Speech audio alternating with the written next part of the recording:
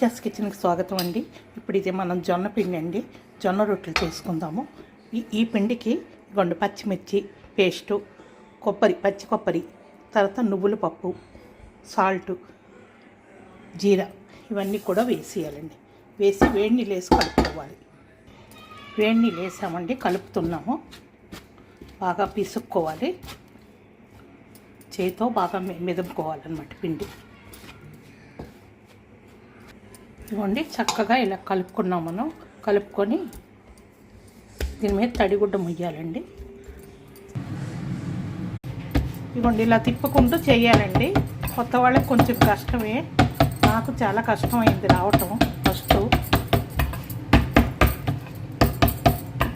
First stick తోటే చేస్తున్నానండి. First ఇవ్వండి దీంతో చేశాను.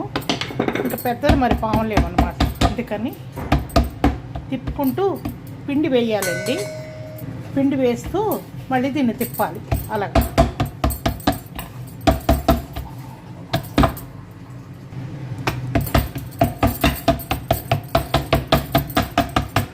ఇది పెనం బాగా వేడెక్కిన తర్వాత వేయాలండి.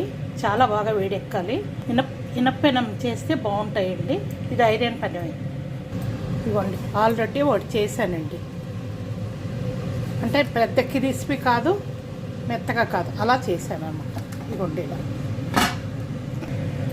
ఇవ్వండి ఇది వాటర్లో వేడి నీళ్ళు మనం కలుపుకోగా మిగులుతాయి. ఆ వాటర్లో మంచి గుడ్డ ఏదో ఒకటి క్లాత్, చిన్న క్లాత్ వాటర్లో ముంచి ఫుల్గా వాటర్ తడి చేయాలండి. కొంతసేపు కాలేక తడి చేయాలి, తిరిగే మునిపే. అది ఇలా చేస్తూ కొంచెం తిప్పొచ్చండి. దాన్ని చెయ్యితో చేస్తారు ఇక్కడ తెలంగాణ వాళ్ళు చాలామంది. నేను వేడి వార్చుకోలేకపోతున్నా. అది కాసేపు ఇలా తిప్పి కాలిన తర్వాత కొంచెం పొంగుతుంటుంది. ఆ టైంలో తిరిగేయాలి. తిప్పుతుంటే ఏకంగా ఒకలా కాలుతుందని తిప్పుకుంటాం. కాలిపోయింది అటు. ఇప్పుడు ఇలా కాల్చుకో. అన్ని ఫుడ్ల కన్నా చాలా ఈ జొన్న రొట్టెలు చాలా హెల్తీ అండి.